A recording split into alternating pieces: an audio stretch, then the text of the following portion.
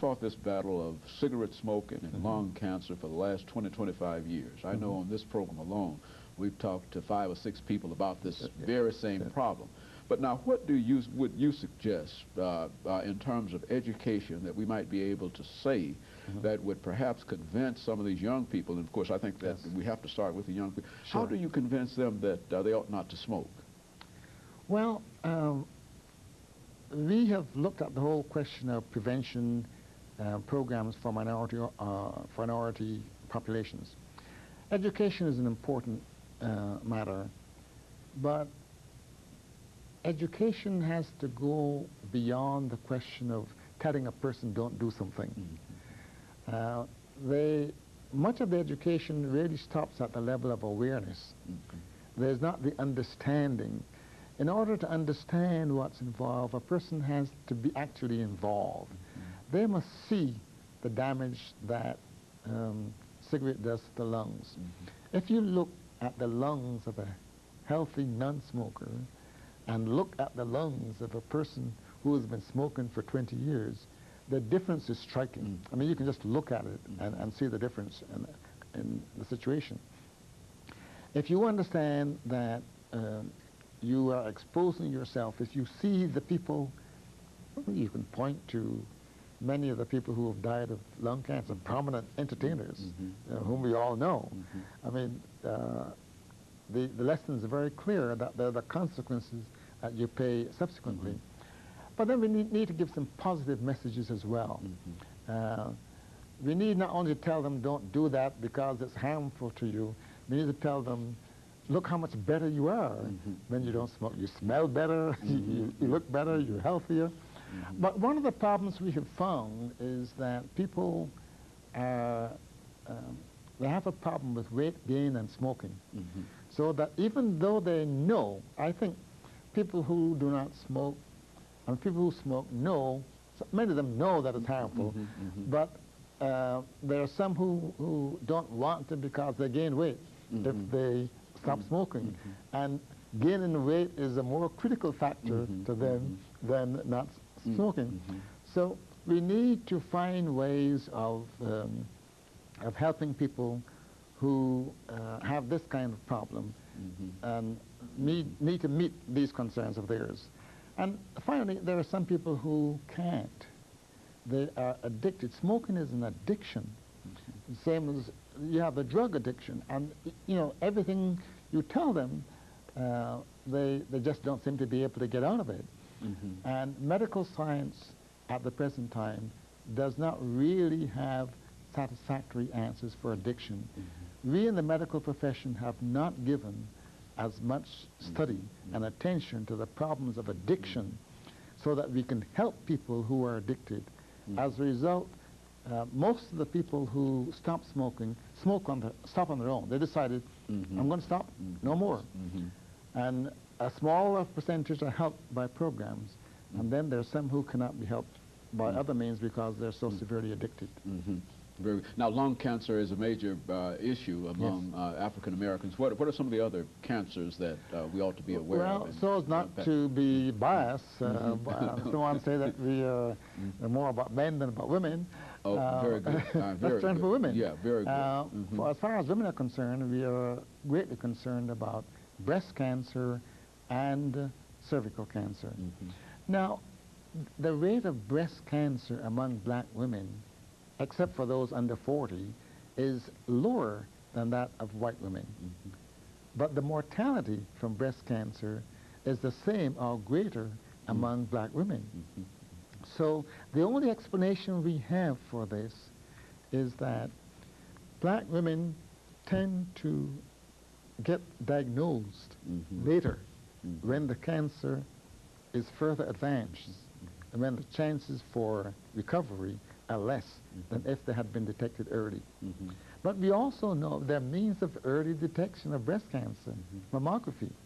And we recommend that women who reach the age of 35 should have a baseline mammography and then should follow the advice of their physician on how often they should have mammography after that. The same thing with cervical cancer. It's a matter of early detection. We know there is absolutely no reason why any person, black or white, should die of cervical cancer. Because if it's diagnosed early, that's one cancer that can be completely cured. I mean, we know how to deal with it and cure that particular form of cancer. So we are concerned that people will get to understand women about the breast cancer, early detection, and cervical cancer. And we're also concerned about the males, especially with respect to smoking and prostate cancer. Now, as far as prostate cancer is concerned, we don't really have a satisfactory means of treating, of diagnosing it early so that we can prevent it. We have rectal examination and so on. But there's still a lot of work to be done in that area. In order to enhance the education of African Americans, we have a national program called the National Black Leadership Initiative in Cancer. And that program is connected with the Cancer Consortium with Dr. Bernard here at Meharry, and he is directing the national program to encourage African American leaders to take an active role in the prevention of cancer in the African American population. Doctor, we've got about 4.5 or 5 minutes left, and let's devote this time to talking about excessive deaths.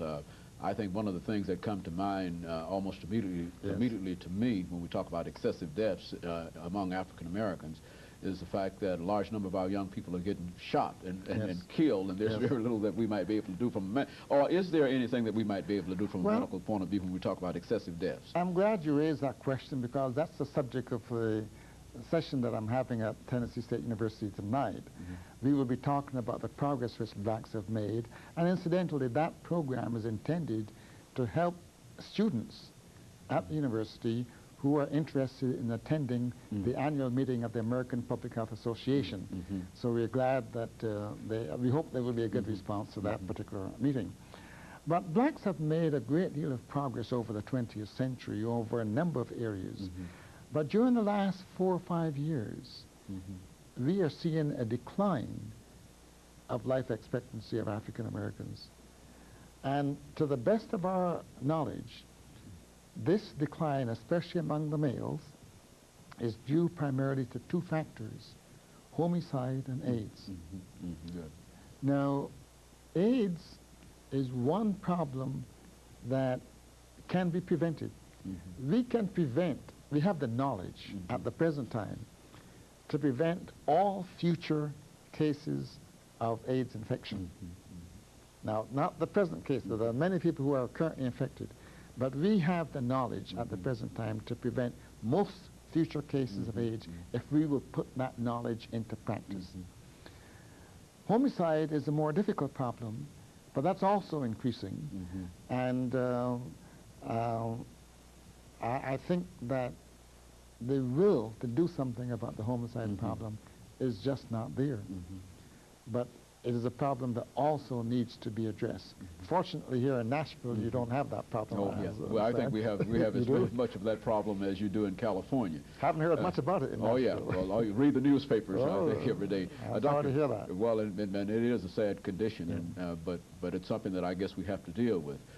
Doctor, during this last couple of minutes, let's have you to say anything that you'd like to say about some of the things perhaps that we did not cover today, because as a very prominent educator, and what I would like for you to say is something about the federal government. I can't allow my guests to come on without saying, without pointing fingers, and we don't do that to be critical, but at the same time, if we're going to talk about access, we certainly have to pull the federal government in. What do you think ought to be the role of the federal government in dealing with the problems that we have now over the last 2 minutes? I think that the federal government owes it not only to African Americans, but to all Americans to do something about our national healthcare system. If we do not address this problem, it will remain to our shame that people in a country as rich as this have difficulty having access to adequate health care. We say we don't want to ration care as they do in some other countries, as they do in Canada. But we are rationing health care. We are rational in the sense that people who are poor and even people who are middle income do not have access. This situation must be remedied, and the federal government should take a lead in this respect. Very good. And Doctor, let me thank you for coming by and giving us that information today. I'm sure that we only touched a few of those items that you consider to be very, very important in terms of your own responsibility of trying to disseminate as much information as you possibly can dealing with the medical profession. But nevertheless, we're delighted to have had you here, and we do encourage all of our listeners to tune in again next week for another informative edition of Comments. Thank you, and good morning.